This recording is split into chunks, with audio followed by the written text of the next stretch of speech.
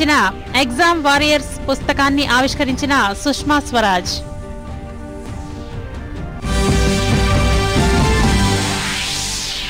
నాలుగవసారి ICC under-19 ప్రపంచ cup కైవసం చేసుకున్న యువ భారత్ యంగ్ ఇండియా టీంను అభినందించిన రాష్ట్రపతి, ప్రధాని సహా పలువురు ప్రముఖులు, నజరానా ప్రకటించిన బీసీసీఐ.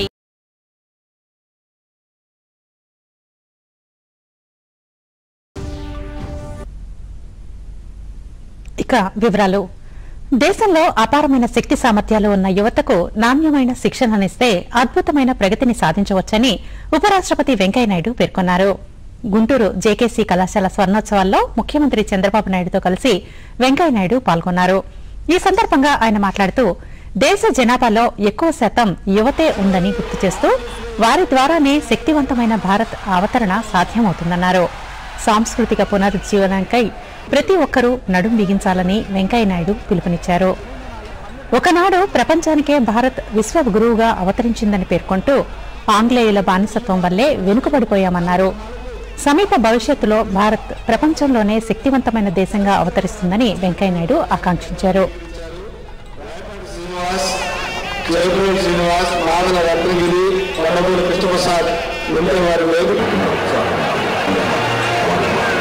జేకేసీ కళాశాల యొక్క పూర్వ విద్యార్థిని విద్య ఆంధ్రానందు నా ప్రాచీన చరిత్ర కలిగి మీకు మీరు చరిత్రను శాశ్వతంగా అనేక కళాశాలను తనలో విమర్శించారు. శ్రీ జాగర్లను కృపస్వామి చౌదరి నిర్వహించిన మద్రాసు రాష్ట్ర శాసనంలో వారు అందరినీ ఆదరించడంలో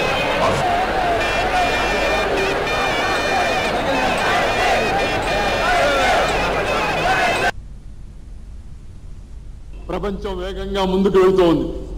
భారతదేశం కూడా అదే వేగంతో ముందుకు వెళ్తోంది. ప్రపంచం యొక్క ఆర్థిక గమనం కాస్త మందగమనం అయింది. Economy slowing down. మన నైబర్ పవర్ఫుల్ నేషన్ చైనా కూడా నెగటివ్లోకి వెళ్ళిపోయింది.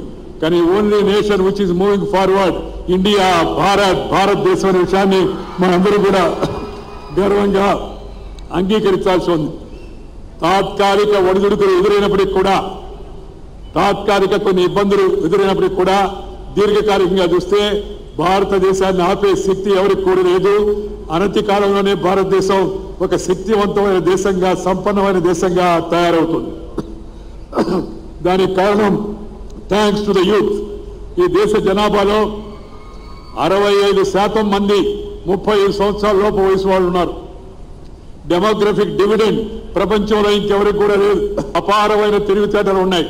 వాళ్ళకి కాస్త ప్రోత్సాహం ఇచ్చి, వెన్ను తట్టి, శిక్షణ ఇచ్చి ముందుకు పంపిస్తే, ఇందాక ముఖ్యమంత్రి గారు చెప్తున్నట్టుగా నువ్వు ప్రపంచంలో ఎక్కడికి వెళ్ళినప్పటికీ కూడా ఐటీ రంగంలో ఇవాళ భారతదేశం మేటిగా తయారైంది. IT has become a beauty and people are making it the duty and country will become mighty అనే విషయం కూడా మనందరం కూడా తెలుసు.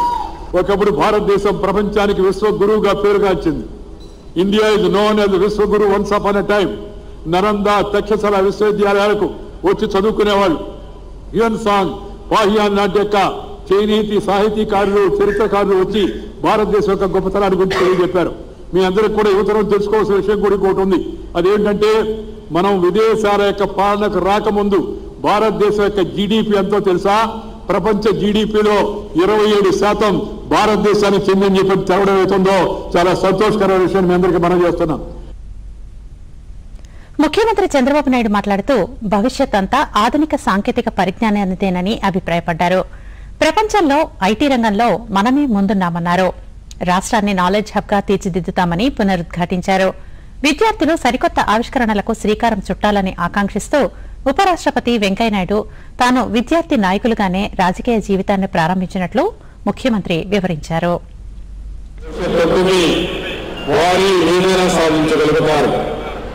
అందుకని నేను ఆ రోజులు చూసి రాష్ట్రంలో విద్యకు ప్రాధాన్యత ఇవ్వాలని ఆ రోజున ఆలోచించి నెంబర్ ఆఫ్ ఇంజనీరింగ్ కాలేజీలు పెట్టాం. ఈ రోజు నేను గర్వపడుతున్నాను. ప్రపంచంలో ఐటీలో ఎవరు ముందున్నారంటే అందులో తెలుగు వాళ్లే ఉండడం, అది మనందరికీ గర్వ కారణం అని చెప్పి నేను తెలియజేస్తున్నాను. నాలెడ్జ్ ఎకానమీలో మన వాళ్ళు అగ్రస్థానంలో ఉండే పరిస్థితికి వచ్చాం. అయితే ఈరోజు మళ్ళీ నేను ఆలోచించేది భవిష్యత్తులో ఆంధ్రప్రదేశ్ రాష్ట్రం అంటే ఒక నాలెడ్జ్ హబ్గా తయారు కావాలి. ఇది ఒక ఎడ్యుకేషన్ స్టేట్గా తయారు కావాల్సిన అవసరం ఉంది. ప్రపంచంలో ఉండే బెస్ట్ ఇన్స్టిట్యూషన్స్ ఇక్కడ తీసుకొస్తాం, బెస్ట్ ప్రాక్టీసెస్ తీసుకొస్తాం. మనందరూ కూడా ఒక విషయం గుర్తుపెట్టుకోవాలి, ఈరోజు టెక్నాలజీ చాలా ప్రాముఖ్యత వచ్చింది. దీనికి అదనంగా IoT వచ్చింది. ఈ రెండు మనం చూస్తే ఒక డెడ్లీ కాంబినేషన్ భవిష్యత్తులో ప్రజల యొక్క జీవన ప్రమాణాలకి నూతన నిర్వచనం ఇచ్చే పరిస్థితి వస్తూ ఉంది. ఒకప్పుడు క్లాస్ రూమ్లో చదువుకునేవారు, ఇప్పుడు క్లాస్ రూమ్లో కాదు చెట్ల కింద చదువుకునే పరిస్థితి వస్తూ ఉందంటే అది టెక్నాలజీ ప్రభావం. వైఫై వచ్చే పరిస్థితి వచ్చింది.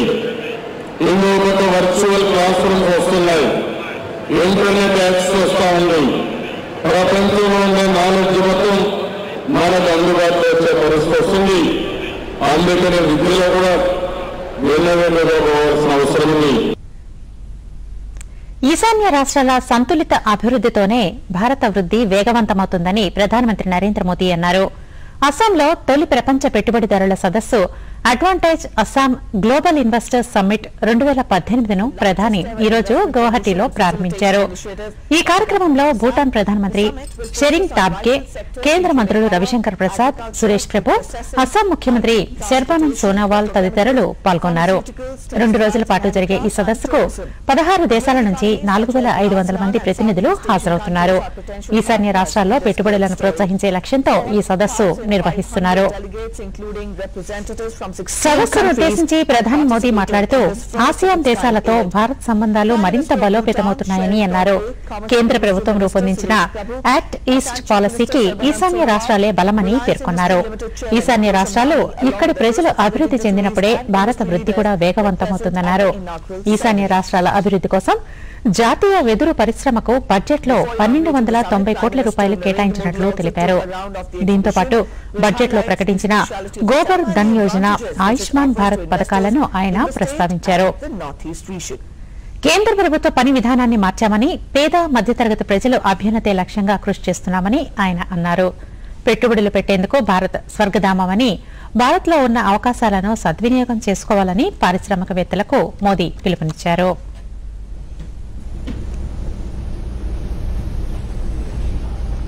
Addressing the inaugural session of the Advantage Assam Global Investors Summit 2018 at the plenary hall of the summit, Prime Minister said that Act East policy requires enhanced people-to-people contact, trade ties in the region.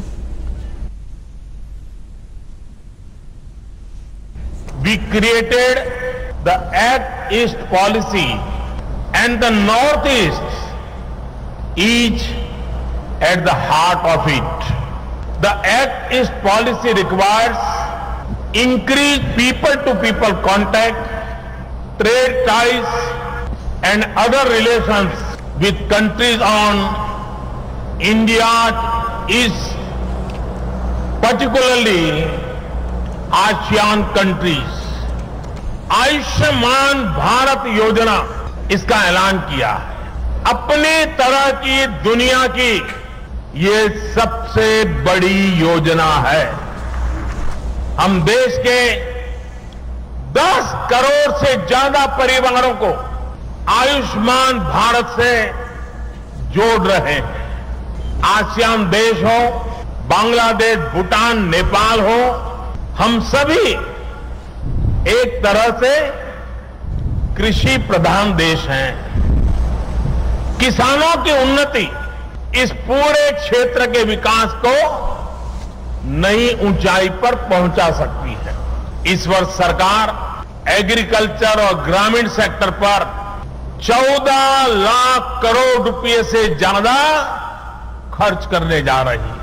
कितने ही सरकारें आई, कितनी सरकारें गई, लेकिन बांस को पेड़ की परिभाषा से अलग करने के देश के लाखों किसानों, आदिवासियों को लाभ पहुंचाने का काम हमारी सरकार ने ही किया है. भारत की ग्रोथ स्टोरी में और गति भी आएगी जब देश में हमारे पूर्वोत्तर में रहने वाले लोगों का, यहां के समाज का, इस पूरे क्षेत्र का संतुलित विकास भी तेज गति से हो।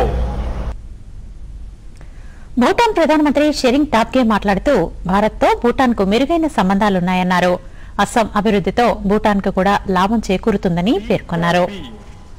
In just 3 characters, Modi ji has defined the framework of India-Bhutan friendship for the next 50 years.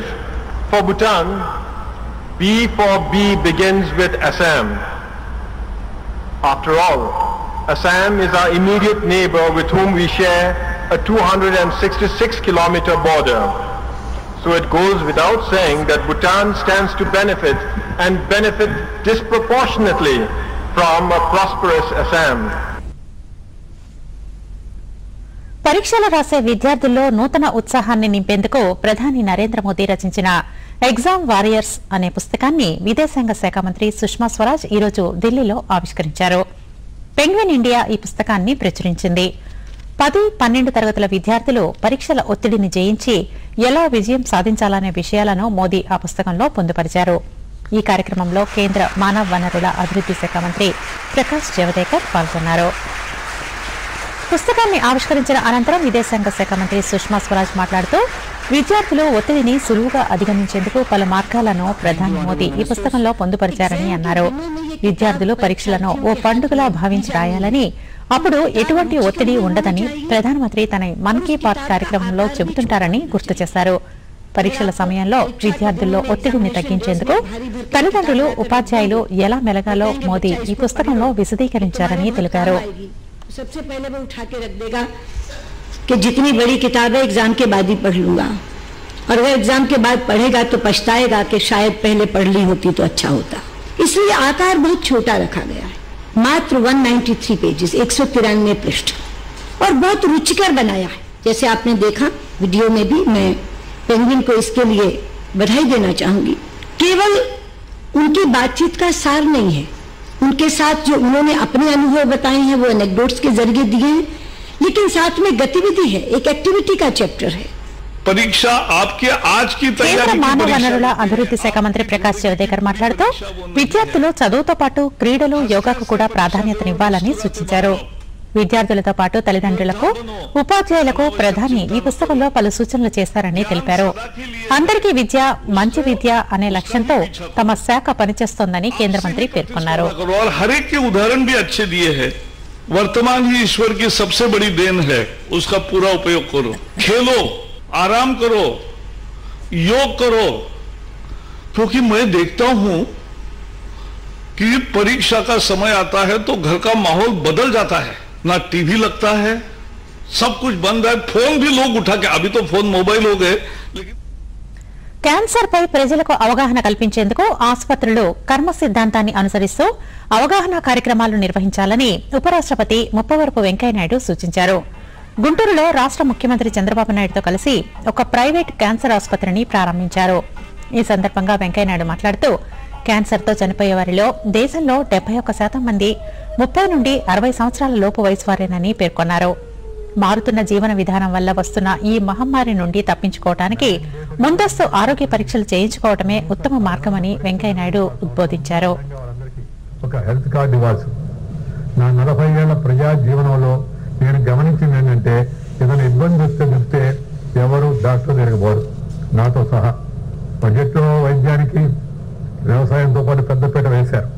సుమారు 10 కోట్ల మందికి, కుటుంబాలకు 5 లక్షల రూపాయల వరకు మనకి మన ఖర్చుల కోసం అని చెప్పని ప్రభుత్వం కేటాయిస్తానని చెప్పి ఒక స్కీమ్ రూపొందిస్తుంది.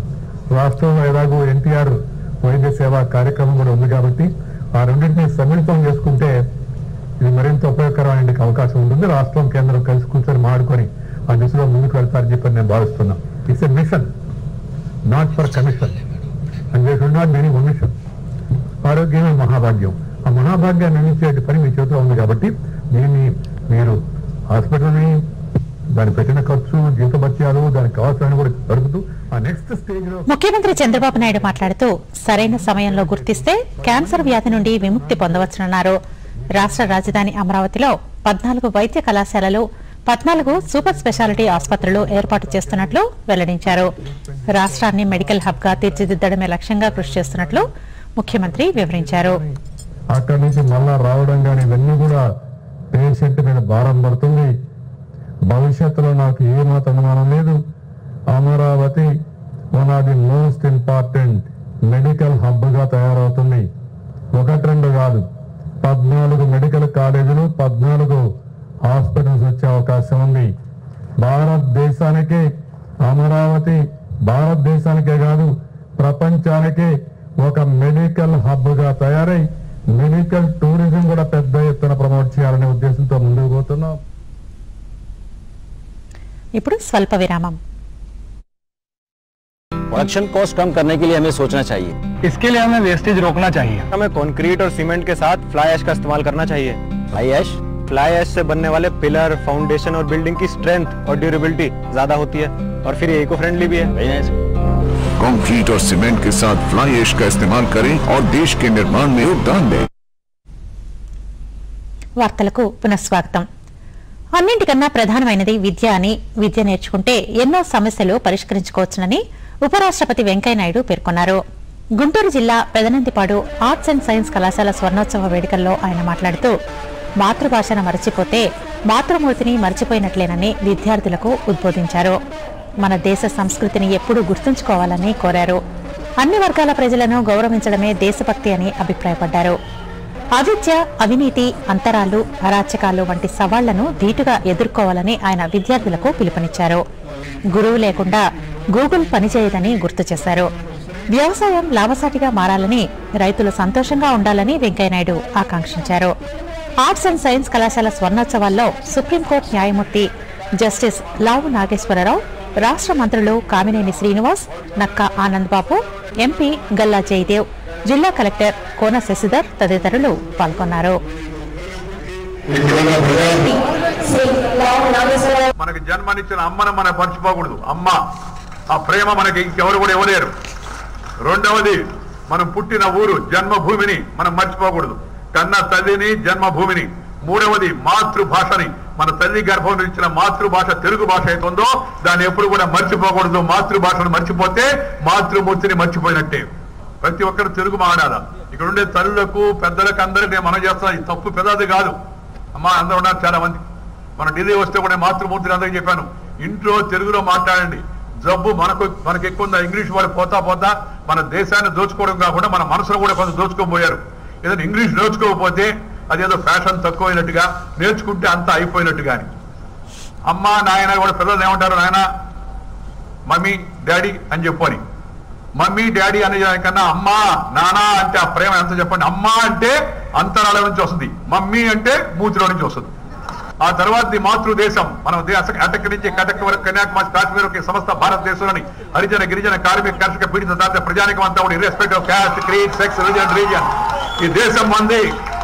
దేశభక్తి అంటే భూమిని పూజించడం కాదు. దేశభక్తి అంటే భరతమాతను పూజించడం కాదు. దేశభక్తి అంటే ఈ భారతదేశంలో పుట్టినట్టుగా పెద్దవాడు, చిన్నవాడు, రైతు, కూలి, స్త్రీలు, పురుషులు అన్ని రకాల ప్రజానికాన్ని ప్రేమించాలా. అందరి కోసం మనం జీవించాలా. మన కోసం మనం కాకుండా అందరి కోసం జీవించాలా. ఎవరికి కష్టం వచ్చినా, కాశ్మీర్లో కష్టం వచ్చినా, కన్యాకుమారిలో ఇబ్బంది వచ్చినా, ఎవరిపైన అన్యాయం జరిగినా, అత్యాచారం జరిగినా ఇది తప్పు అని చెప్పి అందరూ కూడా ముక్త కంఠంతో ఖండించాల్సి ఉంది. ఐసీసీ అండర్-19 ప్రపంచ కప్ లో భారత యువ ఆటగాళ్లు చరిత్ర సృష్టించారు. టోర్నీలో అసాధారణ రీతిలో ఆడుతూ ఫైనల్ కు దూసుకొచ్చిన భారత్ ఒక్క ఓటమిని కూడా లేకుండా విశ్వ విజేతగా నిలిచింది. ఫైనల్లో ప్రత్యర్థి ఆస్ట్రేలియాపై 8 వికెట్ల తేడాతో ఘన విజయం సాధించింది. 2000, 2008, 2012లలో విశ్వ విజేతగా నిలిచిన భారత యువ జట్టు తిరిగి ఇప్పుడు అండర్-19 వరల్డ్ కప్ టోర్నీలో గెలిచి 4వసారి ఈ టైటిల్ ను గెలుచుకున్న ఏకైక జట్టుగా చరిత్ర సృష్టించింది. ఫైనల్ మ్యాచ్ లో తొలుత బ్యాటింగ్ చేసిన ఆస్ట్రేలియా 2016 పరుగులకు ఆలౌట్ అవ్వగా 2017 పరుగుల విజయ లక్ష్యంతో బరిలోకి దిగిన భారత్ 38.5 ఓవర్లలో కేవలం 2 వికెట్లు కోల్పోయి లక్ష్యాన్ని ఛేదించి విశ్వ విజేతగా నిలిచింది. భారత బ్యాట్స్మెన్ లో కల్రా సెంచరీతో రాణించాడు. విశ్వ విజేతగా నిలిచిన భారత్ అండర్-19 ఆటగాళ్లపై ప్రశంసల జల్లు కురుస్తోంది. వరల్డ్ కప్ సాధించి దేశ ప్రతిష్టను ఇనుమడింపచేసిన జట్టుకు బీసీసీఐ భారీ నజరానా ప్రకటించింది. జట్టు కోచ్ రాహుల్ ద్రావిడ్ కు 50 లక్షల రూపాయలు, జట్టులోని ఆటగాళ్లు ఒక్కొక్కరికి 30 లక్షల రూపాయలు చొప్పున నజరానా ప్రకటించింది. అండర్-19 వరల్డ్ కప్ విజేతగా నిలిచిన భారత యువ జట్టుకు రాష్ట్రపతి రామ్నాథ్ కోవింద్, ప్రధాని నరేంద్ర మోదీతో సహా పలువురు ప్రముఖులు అభినందనలు తెలిపారు. ఈ విజయం యావత్ దేశానికి స్ఫూర్తిగా నిలుస్తుందని పేర్కొన్నారు. This triumph makes every Indian extremely proud. కేంద్ర బడ్జెట్లో రాష్ట్రానికి నిధులు కేటాయించడంలో అన్యాయం జరిగిందని రాష్ట్ర ఎక్సైజ్ శాఖ మంత్రి కెఎస్ జవహర్ అన్నారు. రాజమండ్రిలో ఆయన మీడియాతో మాట్లాడుతూ కేంద్ర బడ్జెట్పై అసంతృప్తి వ్యక్తం చేశారు. దళిత తేజం తెలుగుదేశం కార్యక్రమంలో భాగంగా దళితవాడల్లో విస్తృతంగా పర్యటించి సమస్యల పరిష్కారానికి కృషి చేస్తున్నట్లు వెల్లడించారు. ముఖ్యమంత్రి చంద్రబాబు నాయుడు గారి అమృత హస్తాలతో చంద్రన్న ముందడుగు, అంబేద్కర్ ఆశయం, చంద్రన్న ఆచరణ అనే ఒక ప్రోగ్రాం తీసుకొని ఏదైతే ఇంటింటి తెలుగుదేశం అలాగే వెళ్ళిందో అలాగే దళితవాడల్లో ప్రతి ఇంటికి తెలుగుదేశం పార్టీ తరఫున దళిత నాయకులతో పాటు మా నాయకులు కూడా వెళ్తారు. వాళ్ళు వెనుకుండి ప్రోత్సహిస్తారు. నాయకత్వం స్వయం ప్రతిపత్తితో పెంపొందించే విధంగా ప్రయత్నం చేస్తాం. దళిత తేజం తెలుగుదేశం అనేది కాన్సెప్ట్తో ముందుకు వెళ్తా ఉన్నాం. ఇక్కడ కూడా బడ్జెట్తో సంబంధం లేకుండా రాష్ట్రానికి కేంద్రం నిధులు ఇస్తూనే ఉందని బీజేపీ శాసనమండలి సభ్యుడు సోము వీర్రాజు అన్నారు. ఒంగోలులో ఆయన మీడియాతో మాట్లాడుతూ ఏదో ఒక రాష్ట్రాన్ని దృష్టిలో పెట్టుకుని కేంద్రం బడ్జెట్ రూపొందించదని, దేశ సమగ్రాభివృద్ది, ఆయా ప్రాంతాల అవసరాల దృష్ట్యా కేటాయింపులు ఉంటాయని పేర్కొన్నారు. 50 కోట్ల మందికి ప్రయోజనం చేకూర్చేలా కేంద్రం ఆయుష్మాన్ భారత్ పేరిట ఆరోగ్య బీమా పథకాన్ని తీసుకురావడం పట్ల ఆయన హర్షం వ్యక్తం చేశారు. Railway track వేయాలనుకున్నాను. 900 కిలోమీటర్లు ఉంది. 3800 ఆంధ్రప్రదేశ్ మేజర్ షేర్. ఇందులో కూడా కంప్లీట్ చేసింది 70% కంప్లీట్ చేశారు. ఆంధ్రప్రదేశ్కి ప్రియారిటీ ఇవ్వకపోవడం ఏంటి? రైల్వేస్ లో ఆంధ్రప్రదేశ్కి 4 రోడ్లు 4 వేస్ మీకు ఇక్కడి నుంచి కడప వెళ్ళిపోయేటువంటి రోడ్డు ఒకటి వేస్తున్నారు. అనంతపురానికి ఎక్స్ప్రెస్ హైవే వేస్తున్నారు. మీ యొక్క 3 రోడ్లని 4 రోడ్లని 6 రోడ్లు చేసేటువంటి ప్రక్రియని చాలా ఫాస్ట్ గా చేశారు గతంలో కంటే.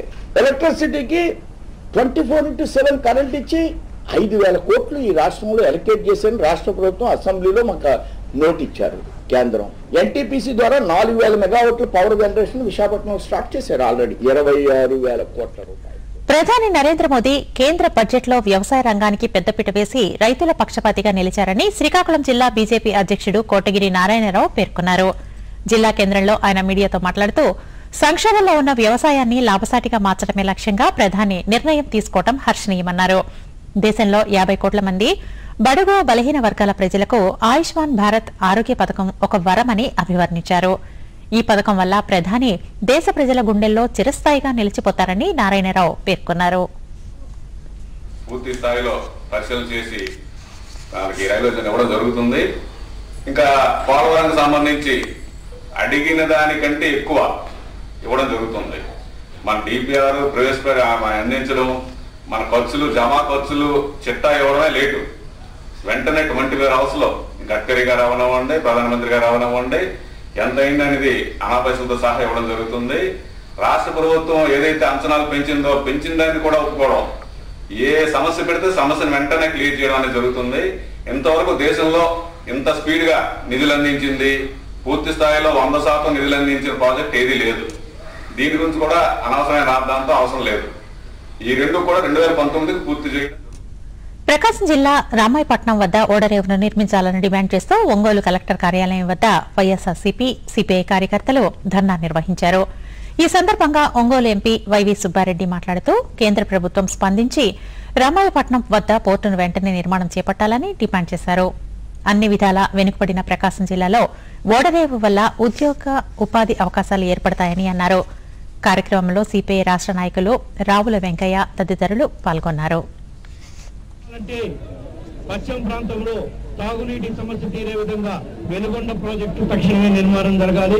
అదేవిధంగా రామాయపట్నం తక్షణమే పోర్టు నిర్మాణం జరగాలి. రామాయపట్నం నిర్మాణం జరిగినప్పుడే ప్రకాశం జిల్లా పారిశ్రామికంగా అభివృద్ధి చెందేదానికి అవకాశాలు ఉన్నాయి. వెలుగొండ ప్రాజెక్టు కంప్లీట్ అయినప్పుడే తాగునీటి సమస్య, సాగునీటి సమస్య శాశ్వతంగా పరిష్కారం అయ్యే దానికి అవకాశం ఉంది. కాబట్టి ఈ 2 సమస్యలు పరిష్కారం చేసుకోవడం కోసం మనం కేంద్ర రాష్ట్ర ప్రభుత్వంపై ఒత్తిడి తీసుకొద్దాం. అవసరమైతే కేంద్రంలో ఢిల్లీలో మన ప్రకాశం జిల్లా వాణి వినిపిద్దాం. రామాయపట్నం రాష్ట్రంలో ప్రతి పేదవాడికి నాణ్యమైన గృహాలను నిర్మించి ఇవ్వడమే తమ ప్రభుత్వ లక్ష్యమని పురపాలక శాఖ మంత్రి నారాయణ అన్నారు.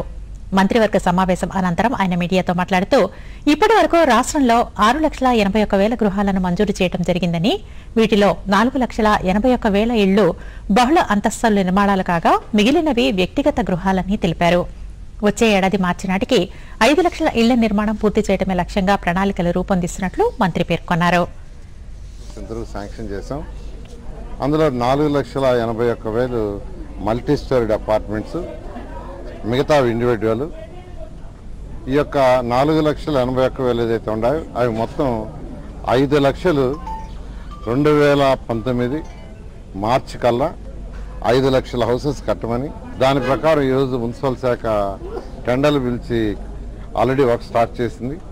అయితే దీని మీద ఈరోజు మొత్తం 5 లక్షల హౌసెస్ని పూర్తి చేయడానికి ప్రాజెక్ట్ కాస్ట్ మొత్తం including social infrastructure, external infrastructure, internal infrastructure and construction of the building 38,000 కోట్లు అవుతుంది. అందులో చట్టాలపై అవగాహనతోనే పేద బడుగు వర్గాల ప్రజలకు న్యాయం చేయవచ్చునని పశ్చిమ గోదావరి జిల్లా కోర్టు ప్రధాన న్యాయమూర్తి గంధం సునీత పేర్కొన్నారు. ఏలూరులో జరిగిన న్యాయవాదుల శిక్షణా తరగతులను ఆమె ప్రారంభించారు. ఈ సందర్భంగా ఆమె మాట్లాడుతూ రాష్ట్ర న్యాయ సేవా సాధికార సంస్థ మార్గదర్శకాలను అనుసరించి అన్ని రకాల చట్టాలపై అవగాహన కల్పించేందుకు ఇలాంటి కార్యక్రమాలను నిర్వహిస్తున్నట్లు వివరించారు.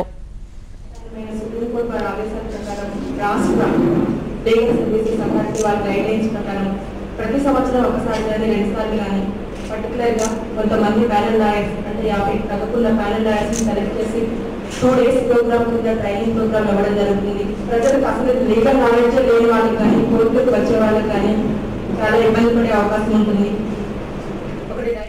స్వచ్ఛ భారత్ స్వచ్ఛాంధ్ర మిషన్ లక్ష్య సాధనలో ప్రతి ఒక్కరూ పాలు పంచుకోవాలని స్వచ్ఛ భారత్ చిత్తూరు జిల్లా బ్రాండ్ అంబాసిడర్ సినీ నటుడు రఘుబాబు కోరారు.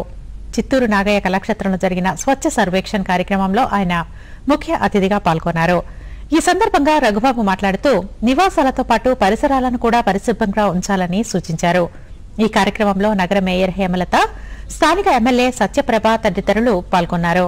అంతకుముందు స్వచ్ఛ చిత్తూరు కార్యక్రమంలో భాగంగా చెత్త డబ్బాలను పంపిణీ చేశారు.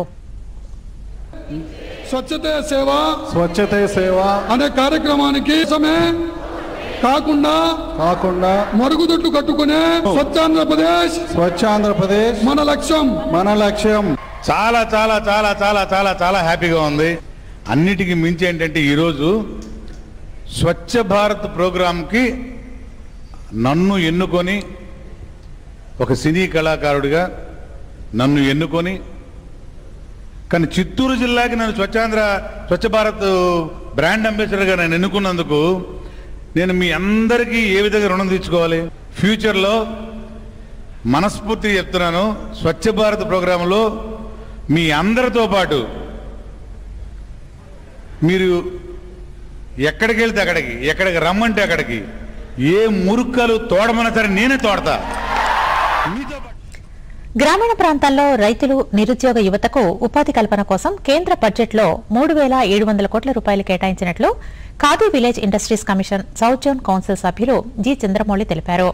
పశ్చిమ గోదావరి జిల్లా విజయరాయిలోని తేనెటీగల పెంపక విస్తరణ కేంద్రంలో శిక్షణ పొందిన వారికి తేనెటీగల పెట్టెలను ఆయన పంపిణీ చేశారు. ఈ సందర్భంగా చంద్రమౌళి మాట్లాడుతూ దేశంలో తేనె ఉత్పత్తి పెంచడానికి కేంద్ర ప్రభుత్వం హనీ మిషన్ ఏర్పాటు చేసిందని అన్నారు. దేశంలో ఉత్పత్తి అయ్యే తేనెలో అంతర్జాతీయ ప్రమాణాలు లేని కారణంగా ఇతర దేశాలకు ఎగుమతి కావటం లేదని అన్నారు. తేనె యొక్క ప్రోడక్ట్స్ ఏవైతే ఉన్నాయో తేనె తుట్టకి డిమాండ్ బాగా ఎక్కువ ఉంటుంది, వ్యాక్స్ అంటారు. దాంతోపాటు వార్తలు ఇంతటితో సమాప్తం. నమస్కారం.